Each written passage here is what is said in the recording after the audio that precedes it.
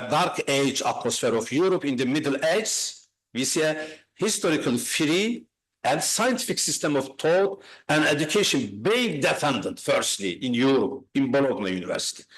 Especially during the Renaissance period, the anatomy in medicine, that is the medicine science, the anatomy theater, very famous now, was accepted as one of the turning points in the history of medicine.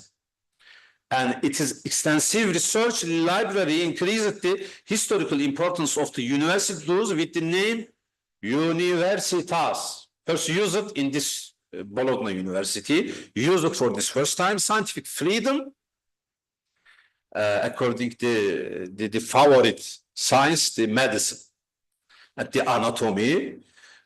Scientific freedom is historically emphasized in Bologna. The Erasmus program, that is after the philosopher Desiderius Erasmus as the leading representative of the Renaissance humanist movement. Erasmus defended Europe's unity within the framework of humanism. This is local humanity, regional humanity, but after the French Revolution, it attempted to worldwide expand. It attempted to expanding to worldwide. Yes. He embraced the humanist belief in the individual's capacity for self-development and the essential role of education in raising human beings above the level of wild animals. The driving force of Erasmus' education program was promoting what he called Docta Pietas, learned piety, or the philosophy of Christ. Yes, the Erasmus, very famous book, only his book is very interesting, and the ironic title, The Madness with Consequences, not consequences, without consequences. Freedom needs a madness, a crazy thinking, and disturb or damage all the borders. And he described the freedom that is extraordinary style. Okay, and the others from we can take from the French history, France history, that is from the physiocrat. These concepts from come to us, physiocrat and mercantiles, commercialization and trade interaction as a historically, you know, pastor governor, Lysias Faya, Lysias Passa. It is Europe conceptual history. David Hume defines the newly conventionalized nature of the Anglo-Saxon Enlightenment based on industrial production and empirical reason through the concept of custom and habit. Now the Erasmus program and the Bologna program, actually the Erasmus program, for example, the exchange students and scholars and moving between universities and countries, 8 million students now between countries moving, and especially the big fish of this interaction, the Erasmus program, but that is the cultural interaction program. It focuses firstly the cultural interaction and then scientific, with introducing and then scientific research and sharing each other. At the Bologna, our university still established according to its philosophy as freedom and humanity or singular individualism. For example, in our university, we have to serve to our students to directly personality as singular, not a mass, not a mass, as singular, and we have to so many regulation cover their freedom, their different freedom and different legal desires or requests. Okay, Asian style of internationalization, I continue. When we look at the broad geography of internationalization, higher education in Asia, which we can call the Western type, we find two exemplary concepts from widespread influence of Taoist, Buddhist, and Confucian cultures, Wu-Wei and Guanxi. What makes Wu-Wei? This concept gives us briefly the last decades China's movement and improvement. Wu-Wei, action without action. Movement without action. That is the, the Kung Fu or the other Far East sports. You can easily understand this concept. For example, in the nature, when we're walking in the nature, in the world or in the mountain, we have to, with our walk and our jogging or our trampling, all of according to nature, not opposite to nature. Then in a globalization world, we have some difficulties, some certain circumstances and situations. And for example, China governmental or the policies or vision not disturb all the situation, according to situation. And I witnessed the yesterday Professor Kiang Seha's presentation. I understand very well, more well, this concept with the relation United States of America, China's relation, and China's improvement took a very strong support from the United States and Europe, and then Europe. That means the China's trade and commercial activities or the other policies, according to PowerPoint, our global PowerPoint, not against nowadays, not against the United States or the Europe or the West side. Actually, that is the communist country, but not against the world. That is not the attempt to world revelation, socialistic or communistic revelation. That is the capitalism and socialism or socio-capitalism. That is the Wu-Wei. Wu-Wei, action without action. And the other, Guanxi or Mianxi. Guanxi and Mianxi means that relation. But this relation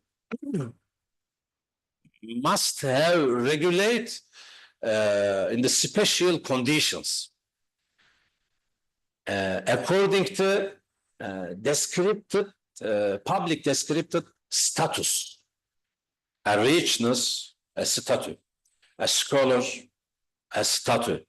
That is a poorness, a status. According to status, relatively, the institutions, the persons must have related each other, not a common, and that is against the communistic philosophy, Marxist philosophy, but that is regular in the China and this region. That's a tradition and come from the Confucianist and Taoist philosophy. Mianxi means the face. Face. My face is appropriate to this salon, for example. A student face appropriate the higher education. But a worker face not appropriate to here, entering to here, for example. a huge company, a trust company, have a Miansi, their own Miansi, and they have to relate the similar or clear partner. They have to seek a clear partner. When you want to attempt a trade or commercial establish a relation with the China's any company or any social group, they need, that is the historical tendency, your Miansi and your Guanxi. Your Guanxi making network, establishing network, familiar network, the ancestor network, the social group network, that is internationalization quite, international higher education quite concepts. Yes, why concept? What is the why concept?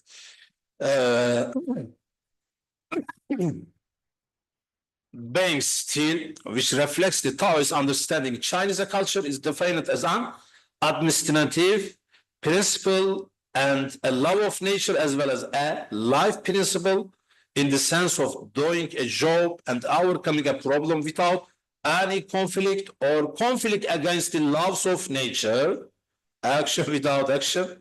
That is a moving point or shaping all the tendencies of China's or Far East internationalization process. Yes, and action that rightly appears effortless in the nature, that is the perfect harmony, catch up the perfect harmony with the wall. It is not simple passivity, but rather an action that rightly appears effortless and spontaneous because it is based on perfect harmony with our nature and placed in the shame of things. That is the Wu Wai, with silence, moving with silence, not disturbing. Maybe the United States complain incessantly, and the urgent call to all the world, that is the big theory. You didn't remark to this situation, means that. Okay. And Guanxi, I said that, and yes. For example, the Mianxi, that is Mian, Lian face, and Mian image. Lian involves the integrity of an individual's moral character. However, it is also a social norm that, if lost or damaged, brings shame and disgrace to the individual, his, her family, and social network. That is very, very important, because a company or an institution or a people can be discriminated from his groups or networks when he or she lost his Mianxi. The emphasis of this concept on social harmony and status relations has brought higher education into the new type of development and economic growth process rising in the Far Asian region, and created a regional form shape of internationalization based on a solid network of relationship. In the thematic emphasis of the Asian University Network, according to their explain, we see that internationalization in higher education focuses mainly on developing regional networks. And yesterday presentation, dear Zaha, he insists. I listened, and we did insist the regional effect, the China's internationalization process. Yes, for example, there are so many examples from the AUN. Education, research, and industrial relevance in business and economics, that is the regional. And that belong to descript universities, Gajamada, promoting human resource development and engineering for the sustainable socio-economic development of the Asian region, that is belong to Secretariat, platform for academic resource sharing, information exchange, and ASEAN region through an online resource sharing system that is the belong to a Philippine university, facilitating student and academic mobility in the ASEAN region. Yes, all of, I selected the articles, all of pursue and follow the regional needs and creation. According all these foreseen areas of internationalization in the regional network are built on the status of certain universities in Far Asia. Thus, we can see a trend of internationalization in the Far Asian region that has reached regional localism. Now, in this region's economic and technological development process, universities in countries such as China or Malaysia are the driving engine. Yes. And we continue United States style of internationalization. United States model within the Western concept. This model primarily a unique center of attraction based on the pragmatist philosophy. The characteristic emphasis of the cultural geography of the embodies itself in the concept of pragma and beneficium, that is Anglo-American axis. The American education and teacher preparation since the publication of John Davis' Democracy and Education, moreover, its influence on liberal education and undergraduate curricula is documented both in the scholarly literature as well as through a thorough exploration of the publications and initiatives of the Association of American Colleges and Universities, which considers liberal education as a living tradition whose inherent flexibility and responsiveness contribute to its ongoing vitality and relevance. A pragmatist is back, that is something he turns away from the abstraction and insufficiency, from verbal solutions, from bad a priori reasons, from fixed principles, closed systems, and pretended absolutes and origins. He turns towards concreteness and adequacy, towards facts, towards action, and towards power. William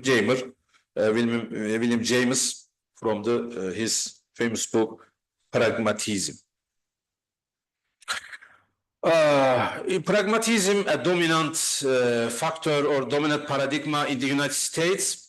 In the internationalization of higher education, the main emphasis is on utility and economic importance. International students enrich United States universities and communities with unique perspectives and experiences that expanded the horizon of American students and makes United States institutions more competitive in the global economy. Although insist focus on the economy or investment or benefit, institutional benefit or the country benefit. The knowledge and skills students develop on campus prepare them to become the next generation of world leaders who can work across languages, cultures, and borders to solve shared global challenges. That is the global vision of United States over the internationalization higher education. The economic benefits of international education to the United States of America, as statistical analysis articulates these benefits and suggests ways to promote the value of campus internationalization to the academic community. When observing the influence of pragmatism, the dominant paradigm in the United States, in the internationalization of higher education, the main emphasis is on utility and economic importance. pragma, and beneficium. Yes, that is a quote from the Chiang Zeha. According to American Council of Education, internationalization of higher education is defined as making individuals, colleges, and universities globally oriented and internationally connected through integrated policies, programs, and initiatives in a strategically coordinated framework that is representative, Fulbright, scholarship, similar, we can relate the Erasmus program. It have a problematic issue, internationalization of American higher education, and nowadays intensively discussing so many scholars and intellectuals in the United States.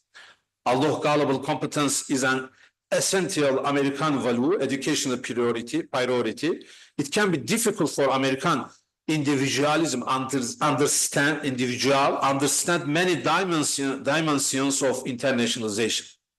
The task challenging when encountering environments that have not yet strategically invest in creating institutional cultures that challenges campus community to think globally and think beyond what it is already learned to recognize. American higher education must seek to produce globally competent graduates sensitive to human, know globally, and who will anticipate and respond effectively to changing world. That is what from the internationalization in higher education debate. Yes, due diligence, the different formation that have emerged in the internationalization of higher education globally can be divided into old and new trends. That is, we have generally two trends. The old tendency, the European and American models of internationalization of higher education are dominated by their own cultural and philosophical agendas. That is the libertas, singular, and custom, habit, laissez-passer, laissez-faire, and we collect the United States, the pragma, beneficium. Aldı collection the West Side. That is the classic and the modern period of internationalization higher education process. European, American, and we can easily add to this concept the Wu-Wei and Guanxi, the Far Asian concepts, and the other small concepts we can easily adding to this vision. The old tendency, the European and American models of internationalization of higher education are dominated by their own culture and philosophical agendas. The other model is the internationalization of higher education, which is beginning to be dominated by the digital world through the global internet network and artificial intelligence. Yes. Rapidly consumed, these concepts of freedom and individualism, the West Side, so many immigration, moving to West Side from the continent Africa, from the Asia, from the other countries and regions. Why this immigration? They seek a comfortable life. They seek a freedom, political freedom, or richness. That is so many aspects, but it is consumed. The concept consumed from the non-European, non-West people during the 200 years, last 200 years, all the conceptual vision or the offer, conceptual offer consumed from the mass population to workers or to poor man or to student, non-European student. rapidly consume the concept of freedom and individualism, pragmatism, and utility and periphery, in the periphery. Those in turn has led to a growing pressure for the centrality of these concepts of the center of Western University, like a black hole. You know the black hole? Black holes spend their material in the frame, and its center turn more than heavy when spend their material in its frame and in its periphery. Then the black hole center turn a very heavy and very strong situation. Now, my opinion, this period, according to these concepts, the Western side spent so many effort related to the colonialism or the other governmental or countries' policies. That is no matter. We focused on spending effort with their material, with their historical and traditional material, and the customize, buying and seller, buying from the Africa, from the Asia, from the other massive people, buying and seller the production to this request, not enough to demands, and return to its center. Now we witness it, for example, extremely right politics, or the other racism, or other difficulties, the political difficulties in the Western side, because of the turn of the center, the heavily center, now West side centers. Yes. Therefore, it necessitates either complete withdrawal of or a new restructuring. When we attempt to well understanding the digital age, we need to this ground. Questioning the idea that learning was an indoctrination based on dogmatic truths paved the way for the Enlightenment in the 18th century. Now, awareness with political realities and tabooed civilizational values is driving the search for a new paradigm of higher education. The Gaza and Palestine solidarity activities in the United States, for example, or the other Spain or England, Ireland universities, especially the young social groups emerging from American universities, embody these demands, the freedom demands. But now the freedom demands come from the Western side directly to the its center. That is the repeatedly, actually, that is the French, similar to the French Revolution demand repeatedly and put its characteristic to its center. Yes. Traditional approaches to higher education are being challenged in new types of higher education providers in response to social and social needs, such as the fourth industrial revolution. New alternatives range from stone and buildings to campus-based higher education. We need cross border of campus in this age, in the digital age. Internationalization turns to digitalization. Both concepts now moving together. We explain permanently the internationalization, and we showed and witnessed so many papers. Digitalization. or internal digitalization. Yeah, we need a new description to this tendency.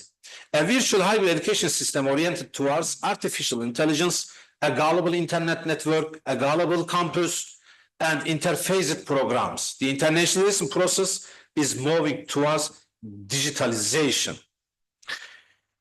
And it is an investment instrument. I give my money to give me my diploma.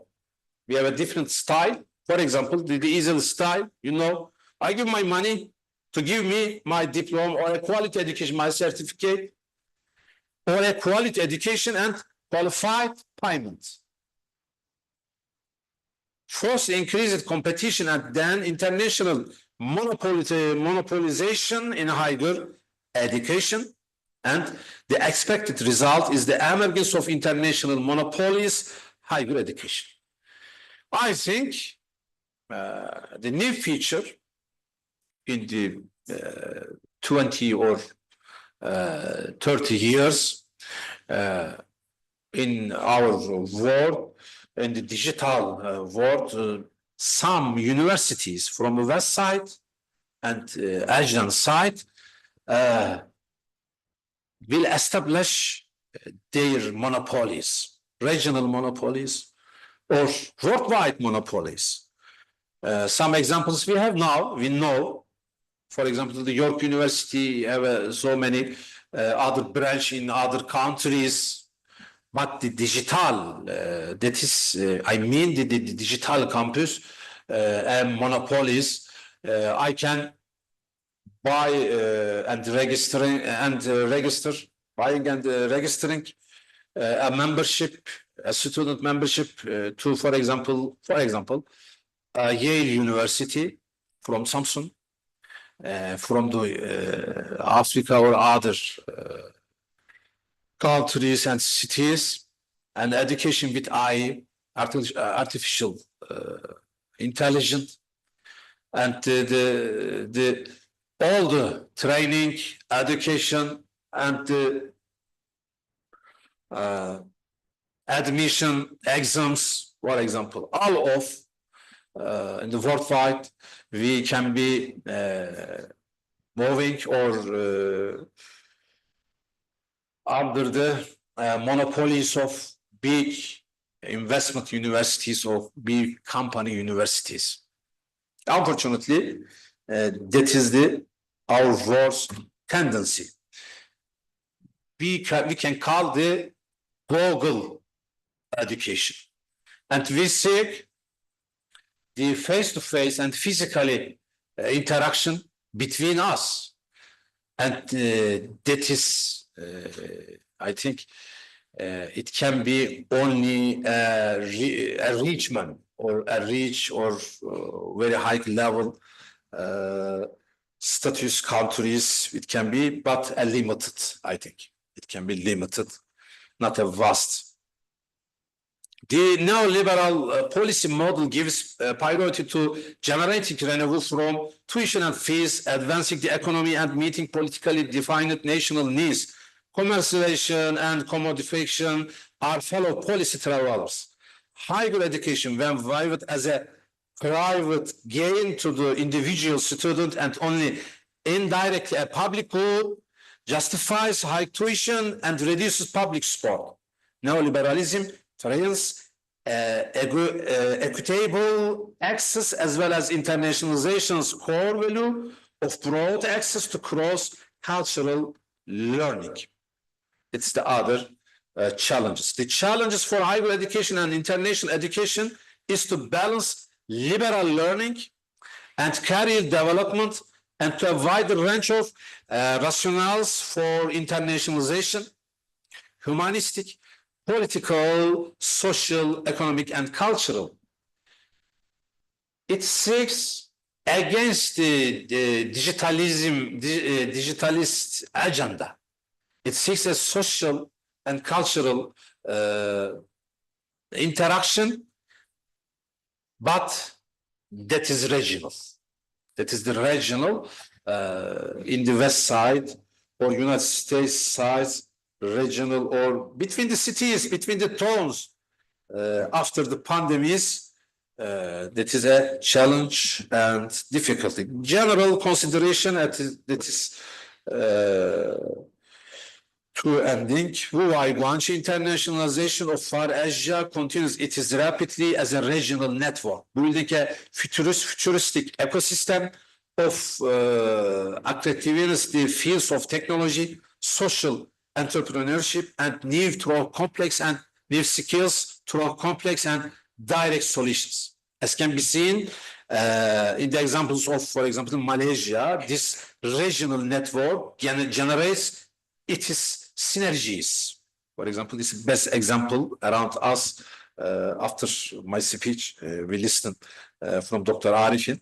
And the liberty singular internationalization of Europe, focusing cultural Europeanism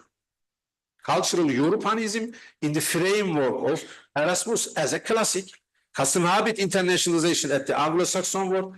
It is so renew its claim to excellence and branding through global intercultural interaction.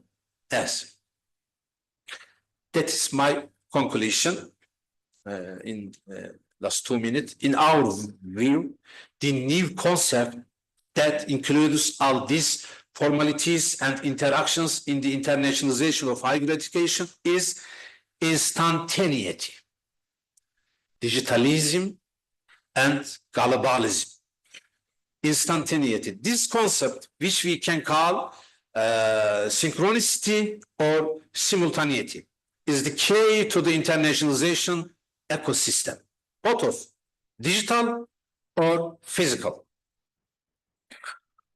As the key of the internet ecosystem. In the digital-based world, simultaneous relations will turn into qualified scientific and cultural collaborations to the extent that they will create a synergy together. In the internationalization policies of universities, it is necessary to create an ecosystem that will cover all on-campus functionality.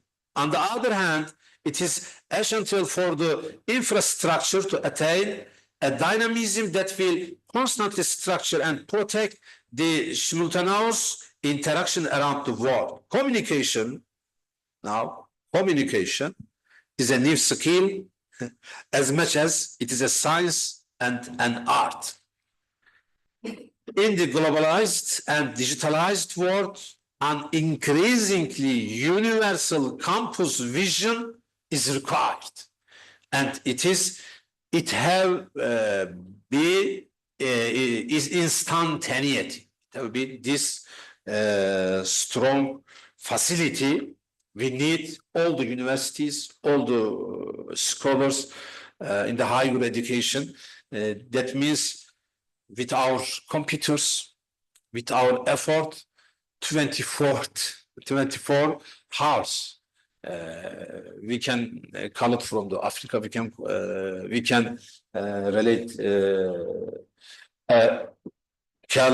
to Asia, to Europe, and satisfied replying. That is much more effort to making our campus universal. I would like to sincerely thank everyone for sharing your valuable time with me. Thank you very much.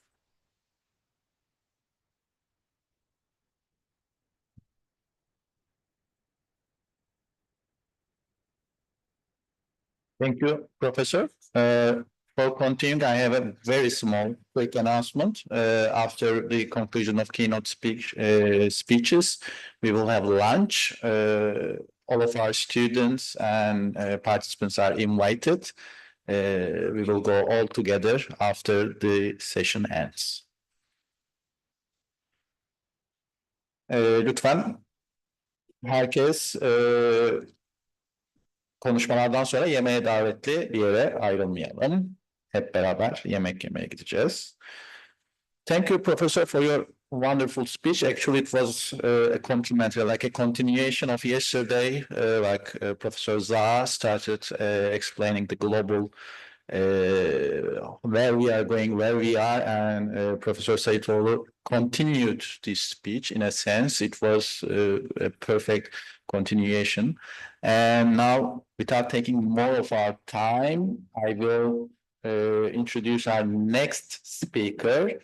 But I will also have a very small request. I would like Professor Arifin to present Professor Saitoğlu his certificate of appreciation, if you like.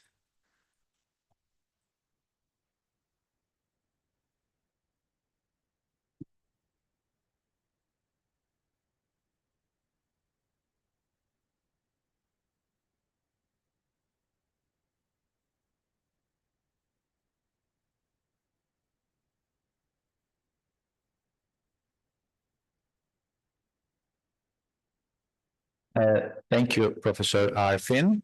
Now, our next speaker is Professor Dr. Mohta Arifin Abu Hassan. He is the director of UTM's International University Technology Malaysia. And his speech is about internationalization strategy of University Technology Malaysia, UTM, the way forward.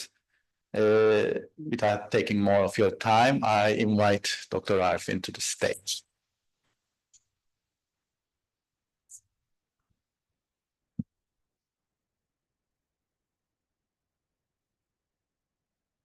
Bismillahirrahmanirrahim. Assalamualaikum warahmatullahi wabarakatuh. Okay. Very good morning, good evening to directors, vice rectors, my dear brother, Professor Said, professors, ladies and gentlemen.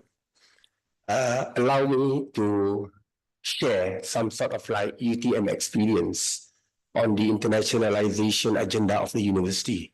And first and foremost, on behalf of the university, I would like to take this opportunity to thank for the invitation for me to deliver this one very solid action taken by the university. And for your information, this is actually the first time we share this kind of information publicly. So it's kind of like a privilege for me to share with everyone on the agenda of internationalization of UTM. And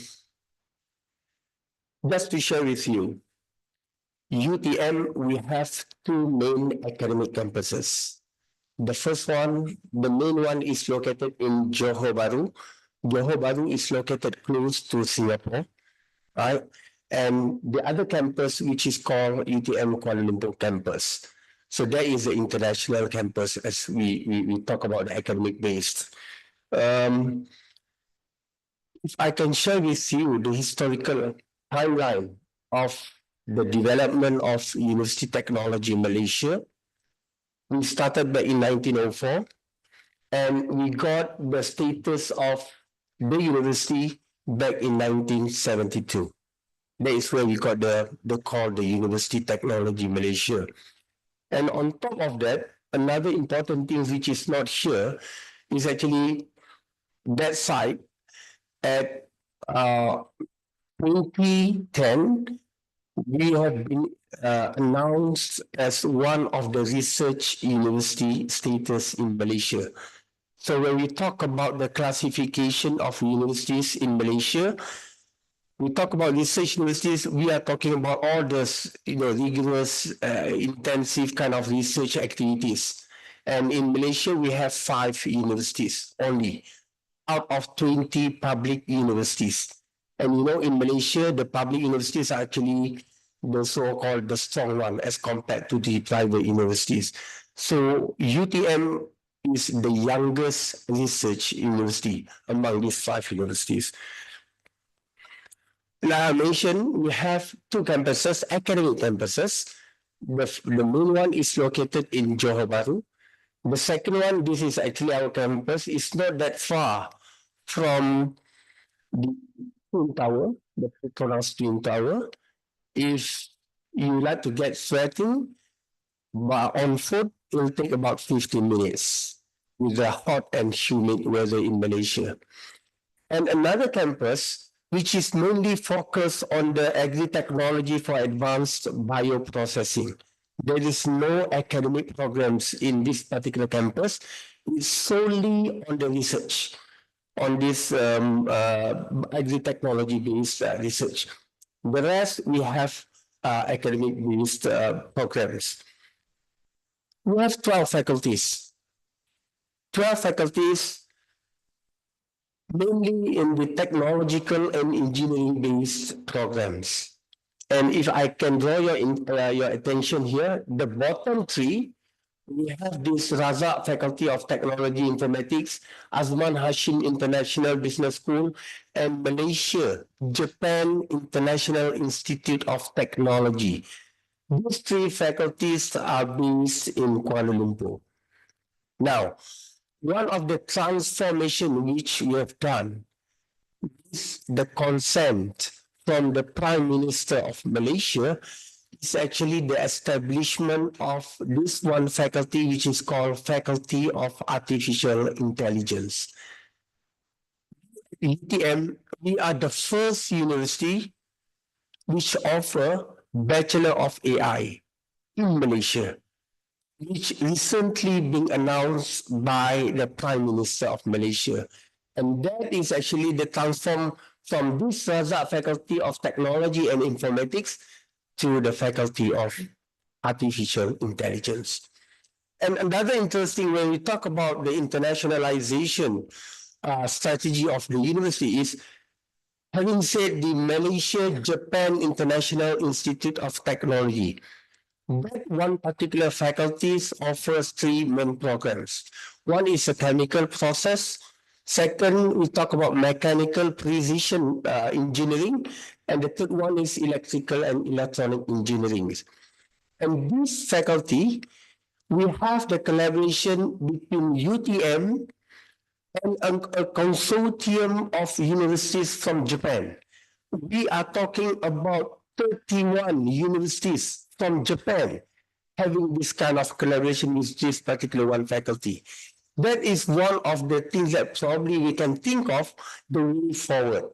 You know, when it comes to having a research-based or academic-based kind of activities or programs with other universities. So meaning to say that when we talk about this particular faculty, all the representatives of the faculties from Japan are located as situated in Kuala Lumpur campus. So that is actually one of the things. The rest are actually located and offered in Johor Bahru campus. We have about 1,600 academicians, and out of that, 90% with a PhD. We talk about students. Here, we have like 50,000 plus students at OMU. And in the UTM, we only have about 26,000, almost 27,000 students total. And for the undergraduate, we have about 18,000. And for the postgraduate, we have about 9,000. That is actually the details, the quick facts of the students in UTM. And out of that 26,000 plus, we have almost the same as the numbers in OMU, which is about 5,000 international students from 81 countries. And if you ask me, I know that some of you already got this question, which country is actually having the highest number of international students? Malaysia, definitely from China. It's actually booming now in Malaysia. We have loads and loads of students from China. And in UTM, to be exact, we have 1,300 students from China. And from the South African countries, the highest one is actually from Nigeria.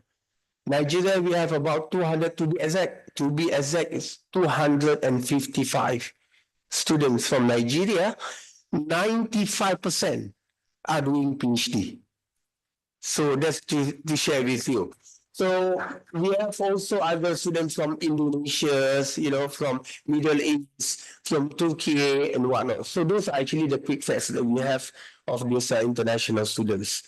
Now, every single academician has to attach with one of these so-called research alliance. Like myself, my background is in the environmental engineering from chemical engineering. And I'm also attached to this particular research alliance, which is called resource sustainability. So these research alliances is more or less like the same as the faculty, but solely focusing on the research activities. So it has its own dean, right, to monitor and to cater all the research activities globally and locally. So all these are actually research-based focus. And on top of this, we have also the COEs, the Higher Institution Center of Excellence, that is actually recognized by the Ministry of Higher Education. It's a national recognition. Right, so it means that it's not that easy because there are loads of, I would say, criteria, elements which need to be fulfilled by the universities in Malaysia in order for them to get this recognition as the high center of excellence. And the rest, we have other center of excellence, research centers, and we have about loads of, I would say, research institutes. This is actually focusing on the research-based thing. Now, before I proceed with this, why on earth we need to have this internationalization, there are quite a number of things that I think is really important for me to share with you. Every single agenda of internationalization is about bring the world to UTM, and the UTM to the world. Simple. Bring the world to UTM, regardless of academic-based program, research, collaboration, and so on and so forth. We talk about bring everyone, here in this particular case, as an example, from this particular hall to UTM. And the other way around, bring UTM to the world. We are talking about inbound and outbound kind of activities, regardless of students, internationalization at home. We talk about it a lot in these 2 days. We talk about staff exchange. We talk about research intensive collaboration and so on and so forth. So that's one. Second, when we talk about ranking, because yesterday we talked about all the ranking matters, from UTM perspective, it is not the ultimate goal. It is actually one of the ways for us to check or to have to monitor the health check of all the activities that we have done globally, including the research-based, academic-based, and so on and so forth. That is actually the second one. But in UTM, it is also important to have a look at the ranking. Why? Let me share with you. In Malaysia, I give you an example. Let's talk about Nigeria as an example. They have their own so-called scholarship, which is called TED Fund, Tertiary Fund. That's one. Which means the student from Nigeria will get the privilege, will get the opportunity to apply for this particular scholarship to pursue their study globally, right, under this scholarship. This is called TED Fund. That's one. Second, from Indonesia, we have this so-called scholarship, which is called ISMA, International Indonesian Student Mobility Award. That is actually for the exchange. So they have to go abroad. I've been informed that this year, they have already allocated, the government, the Ministry of Higher Education in Indonesia has already allocated 1,000 places for their students to go abroad for the exchange. That's second. The third one, some of the Middle East countries, they also provide a scholarship for them to go for the PhD level or even master's level programs. But now, how can I relate with this ranking? Some of them, the one that I mentioned, one of the elements is you have to make sure in order for you to go to any of the universities, they have their own checklist. For instance, it must be the top 200 in the world. Okay? So that's why I said, from UTM perspective, it is not the ultimate goal. But it is really important for us to get more international students to come to Malaysia. And one of the indicator is the reputation of the universities. for them to go further for their study. So that's why in Malaysia, when we talk about 20 public universities, we are talking about the reputation, enhancing the visibility, the reputations of the individual university, so that there will be more, I would say, students come to Malaysia. Right? That's one of it. And why on earth, why on this blue planet, we need to have this internationalization?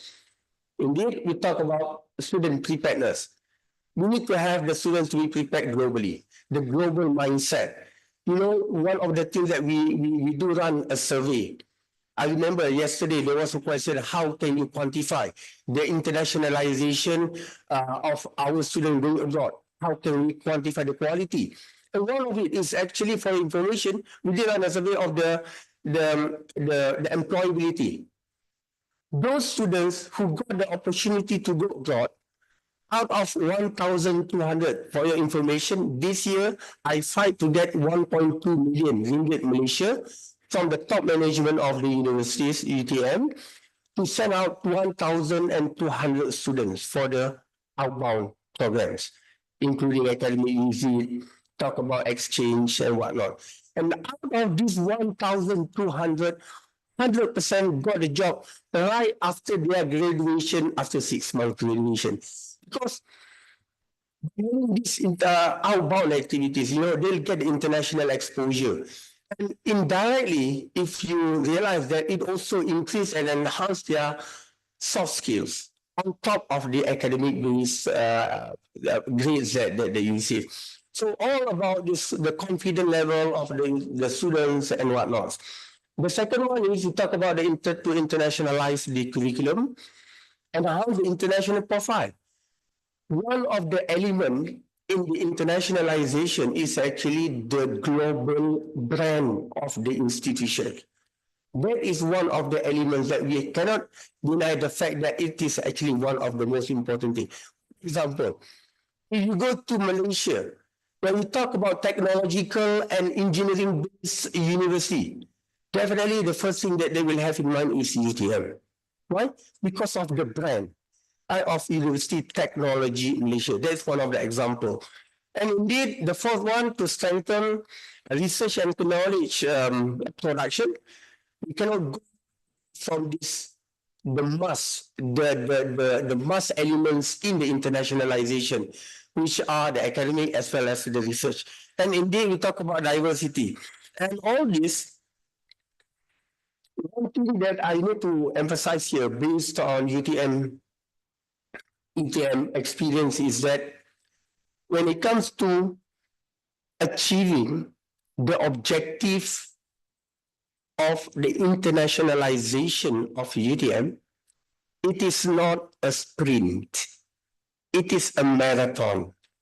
Meaning, there is no way for you to have a quick response or output of the result. You need to have a very high commitment, and especially you need to get a very good consent and support from the top management, so that eventually you see the trend of the global reputations of the university. That's one. And second thing is, one of the things that is really important that I need to highlight is actually in Malaysia, you talk about unity in diversity. Right? Unity in diversity is actually one of the key elements which we always highlight. For instance, you talk about these 5,000 students. So how can we unite them in the local area? We talk about localization as an example. And just now I did attend, we talk about the student experience. We talk about internationalization at home, internationalization abroad, and so on and so forth. So those are actually the things that need to be addressed and a part of it. On top of what Professor Said already presented just now, you talk about from the perspective of philosophical kind of definition of this internationalization. And what is internationalization? From our definition, we talk about all this. One, we talk about IAH, internationalization at home. That's one. Second, we talk about the internationalization abroad. So all this, again, like I said, we talk about bringing UTM to the world, bring the world to UTM. And all these elements are actually really, really important. One of the critical factors that we need to highlight as well is the student experience. When you have this internationalization at home, not only the international students will gain the knowledge of the local culture, but it's vice versa as well. We talk about the local students, you get the privilege of having this internationalization environment in campus because we cannot send all of them to go abroad for the exchange mobility and whatnot. So that is how on earth we at UTM International Office have to think the programs and the budgets, everything to ensure that we can enhance the internationalization at home agenda of the university. And for your information, we allocated every single year, we allocate about 70 to 80,000 euros for the international students. We have our International Student Society to run their programs so that they can share their cultures, they can share anything from their countries in Malaysia, especially in UTM. This is actually one of the elements that is important. And enhancing the global education experience pathway, we have all this.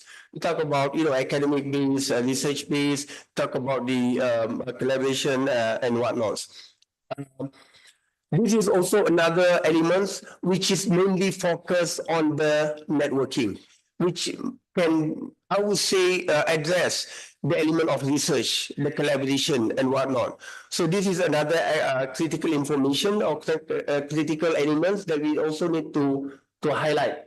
For instance, we can see there are two ways. One is we have the existing partners and what are actually the things that we need to do in order to strengthen the partnership. That's one big question that we need to answer. Another one is for the new partners. So what are actually the things, the areas that we can focus on? So these are actually the things when it comes to the building the relationship and networking with other universities. If I share with you UTM transformation, the internationalization journey. Again, I said if you still remember, it's not a sprint, it's a marathon. So from this journey, you can see we have already got a plan since 2000, which is called UTM World Class University Plan, right? And then we go to the UTM Global Plan. This is actually between 2012 and 2013 to 2020. And we also have this, and now we have this so-called a program which is called Envision 2025.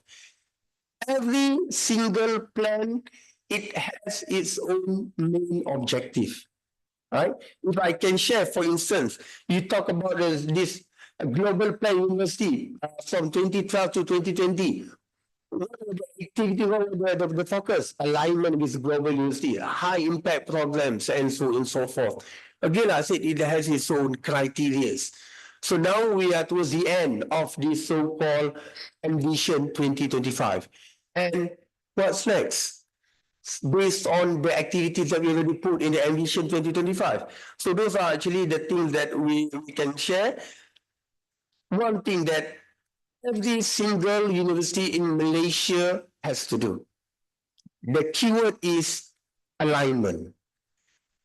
You must align, the university has to align with the agenda of the Ministry of Higher Education. That is extremely important. We cannot do it on our own. We cannot do, okay, this is actually our idea. No.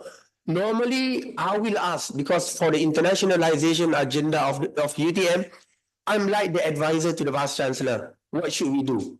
What shouldn't we do? And what not? So whatever it is, I said, no matter what, the master document that we have to refer is actually the documents from the Ministry of Higher Education. From the Ministry of Education, it has its own document which is called Malaysia Education Blueprint 2015 to 2025. And one of the so-called shifts, it has 10 shifts. And the 8th one is called Global Prominence. has its own strategic objective. If you drill down, it has its own strategic objective. It has its own KPI. And what all the universities, regardless of public or private universities, do is actually to look at elements and we align. So it's kind of like cascading the targets, the objectives to all the public and private universities. That is a must. If we cannot do the alignment, something is wrong with the strategy. Okay, so these are actually the things that really, really important. And that's why in UTM, we have this one so-called a strategy map. And one of it to address the global prominence in shift, which is called Global Eminence as Malaysia's top research university. And this is actually ST stands for the strategic thrust. So that is like the pillar of UTM, internationalization elements. And under that, we have this all the strategy objective to achieve global eminence and whatnot. And in this particular section, it has its own indicators. As an example, talk about citation. How many people that we need to have the citation, for instance, for 2024, 2025, one example. How many international students that we need to have? How many inbound students? How many grants that we need to get? So those are actually the things that we do have in the details of this particular element. So again, we cannot run away from the key elements of internationalization to achieve the global eminence, which is reflected to the reputation of the university globally, which is the education and research mainly.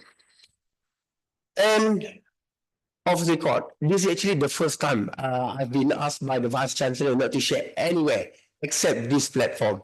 This is actually the aspiration of the top management of the university. Talking about the Vice Chancellor and the rest.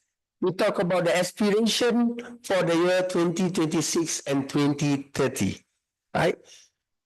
Just for this record, okay? So, or else that if my Vice Chancellor knows, I have to get killed. So, okay, you can see there are a few things I would like to highlight. From the Vice Chancellor, you talk about global visibility, right? That's actually one.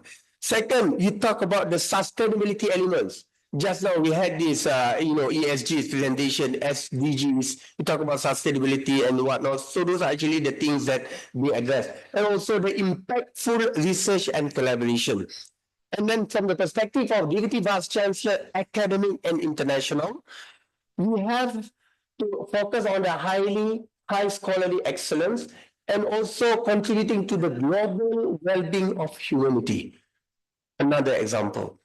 From the perspective of Deputy Vice Chancellor, research and innovation, we talk about fostering impactful research.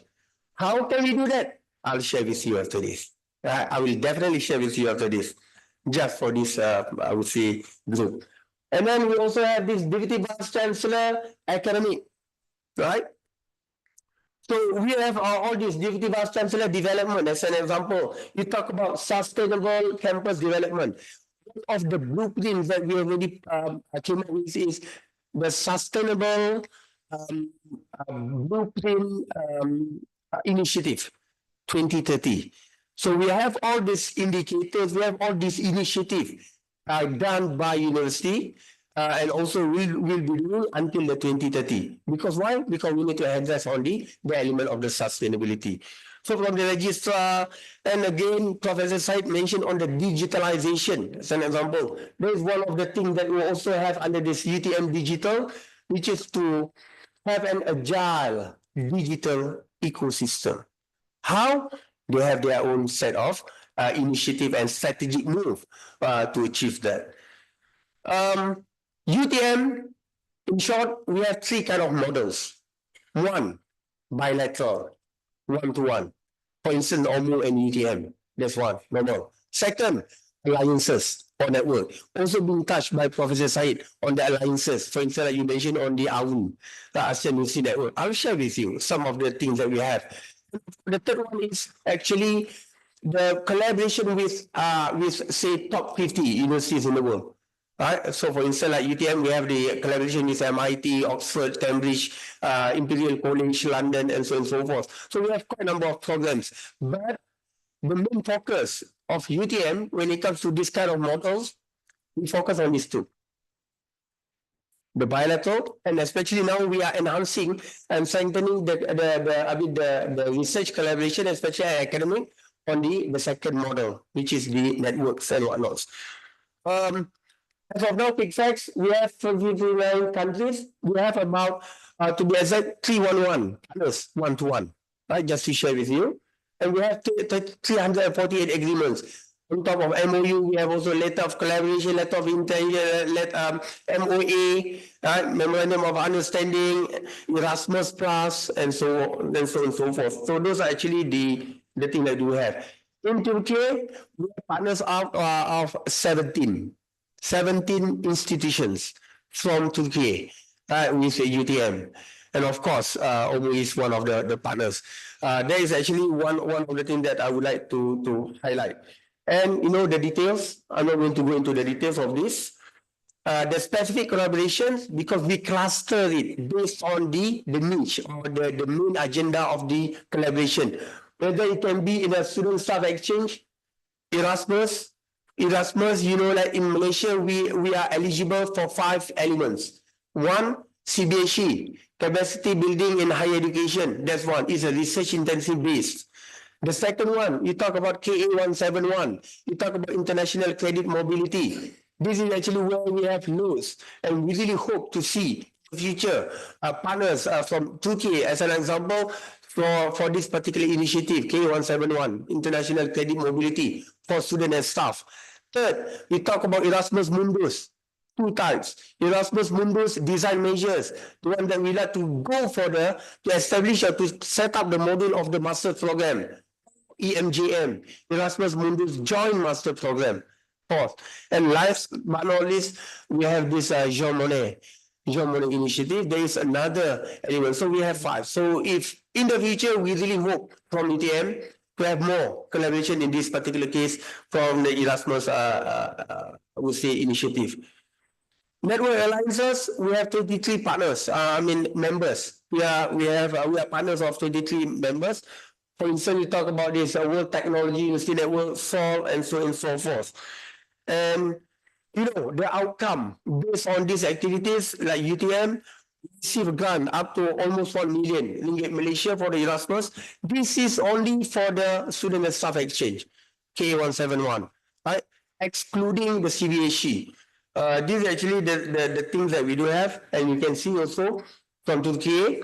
And another thing, the wow factor when it comes to the way forward of UTM is we are the founder. UTM is the founder of Asia Technological University Network. We have a member of 46 members from 12 countries.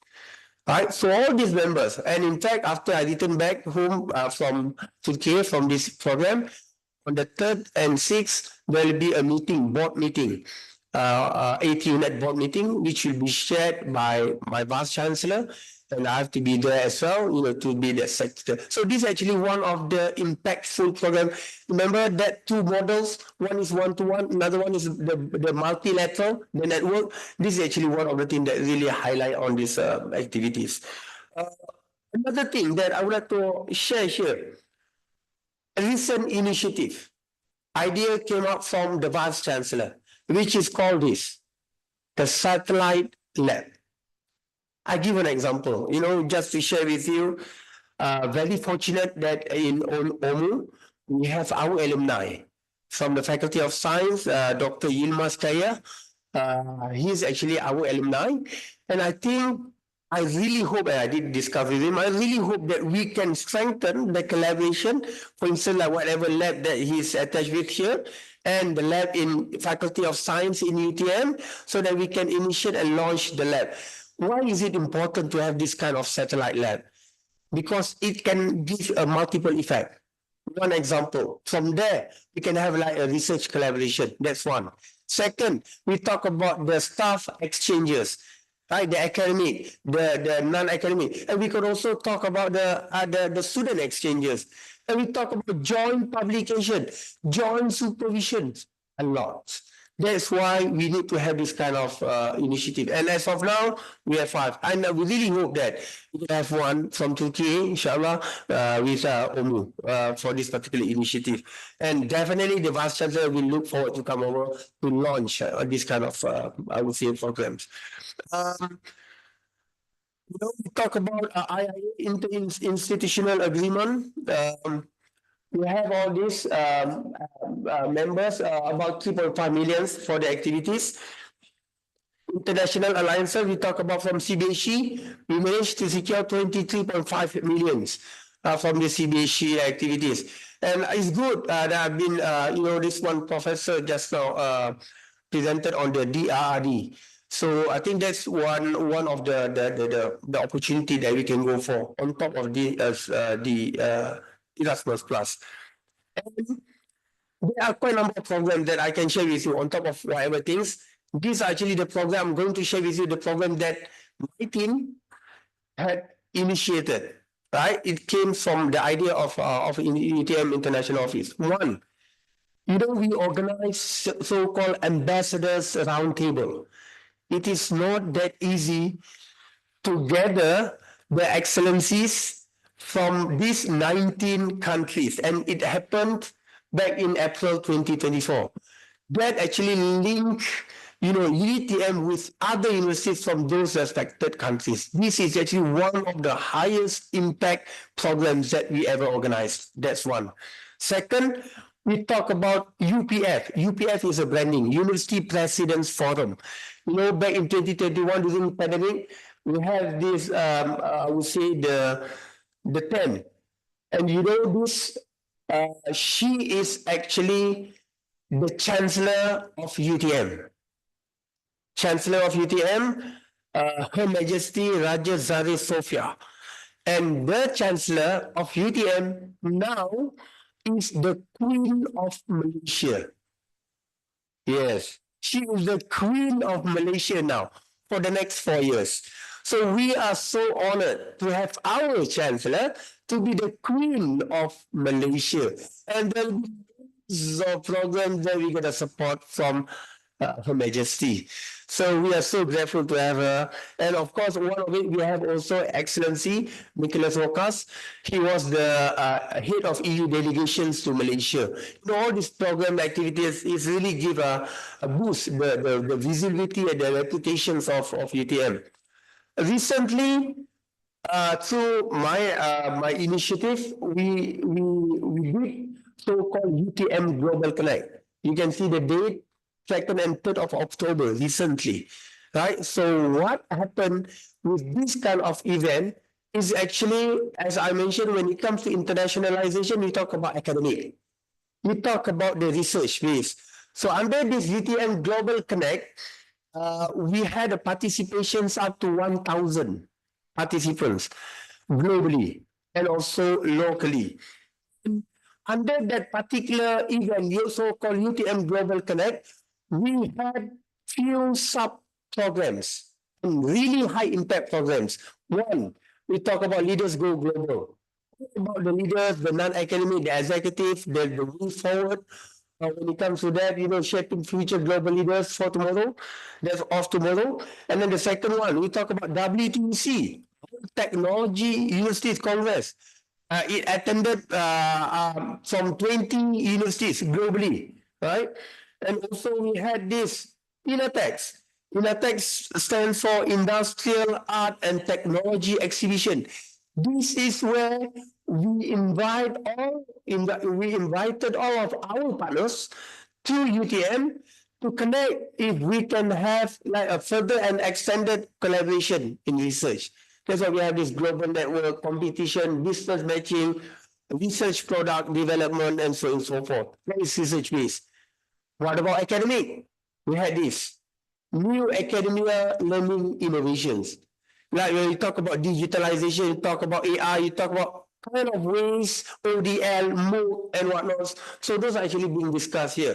So this is actually another example that we did in UTM in order to highlight the globalization agenda or internationalization agenda of the university. Then only we go to the impact.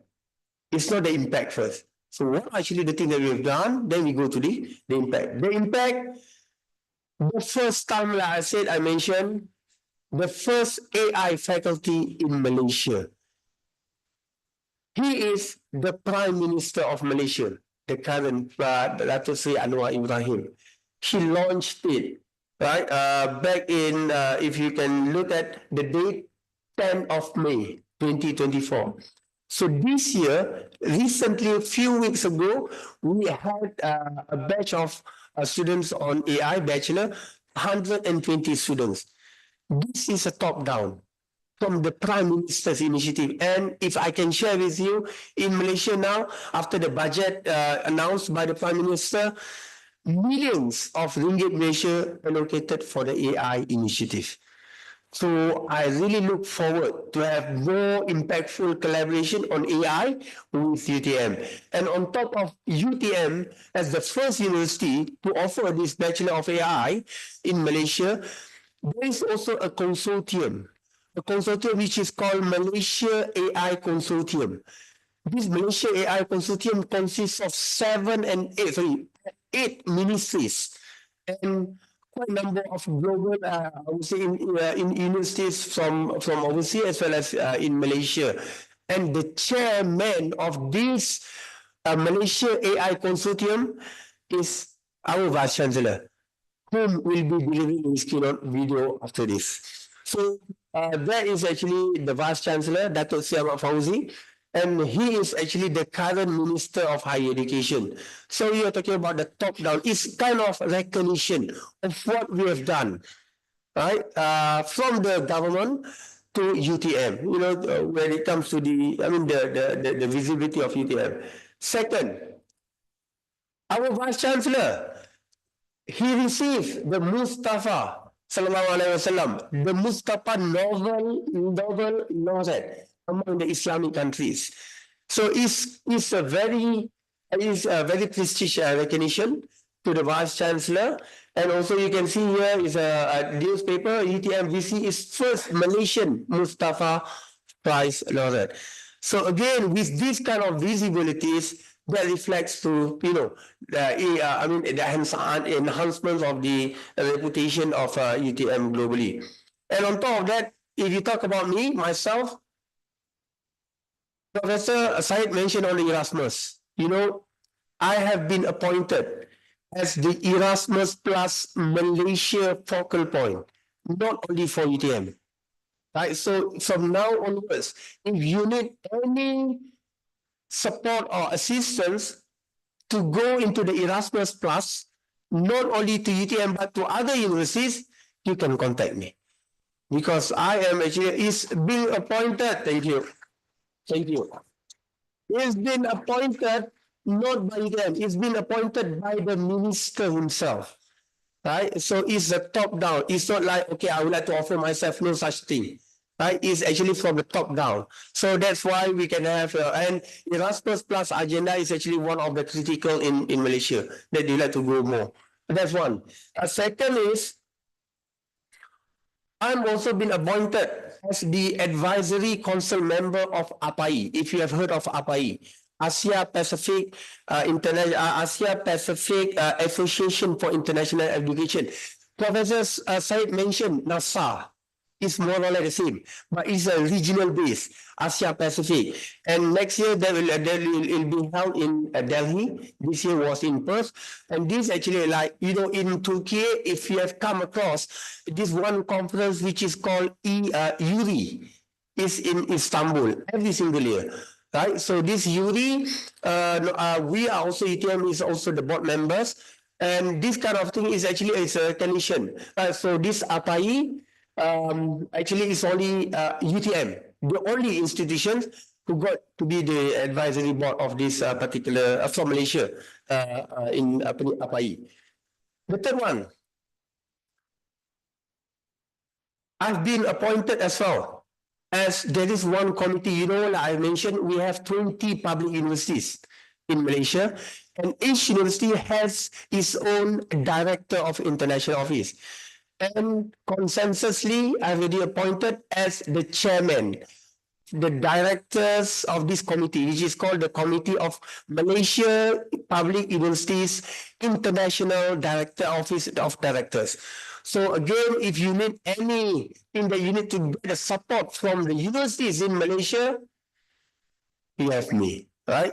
So you have me. I can link you to any of the universities in Malaysia. Just mention it. And if you ask any of the public universities, director of international office, if they don't know me, they are not from the international office.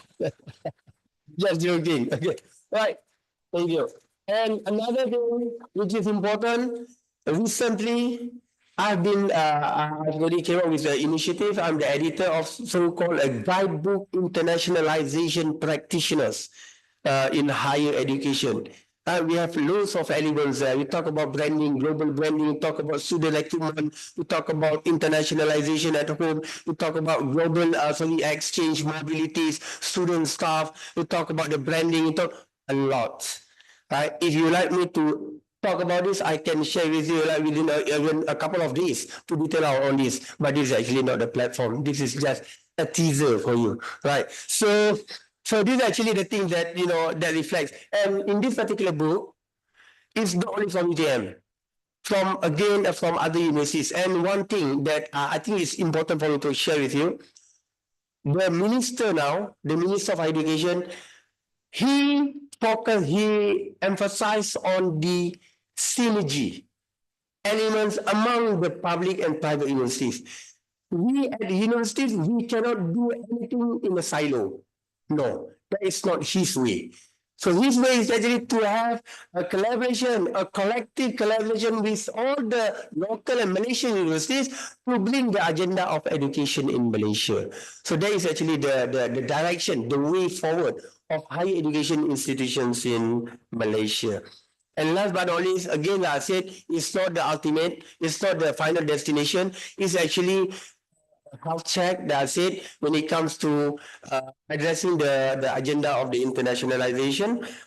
Thank God that we now getting better and better, inshallah, for this recognition globally.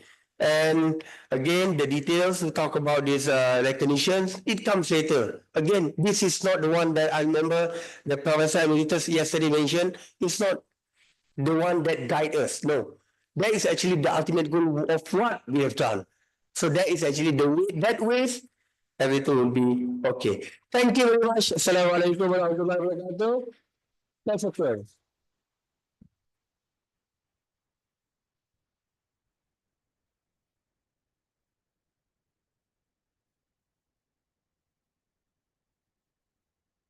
Thank you, Professor, for this very detailed explanation and information about the university UTM.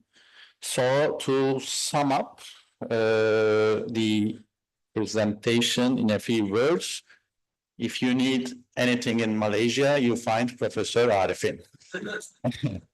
And the second point I got from the presentation is hopefully next year we will have Her Majesty Raja Zaid Sofia as one of our participants, maybe keynote speakers. Thank you. And now I would like to invite Professor Dr. Said Kurşunoğlu to return the favor and present the certificate of appreciation.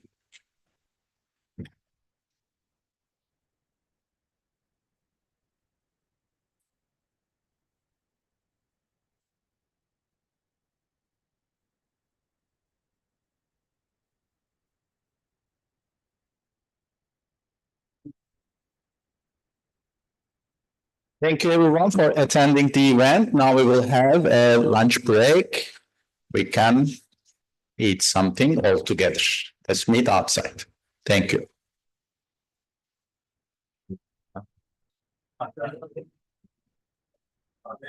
Hocam ceketi verelim. Hocam ceketi korkan kazanır.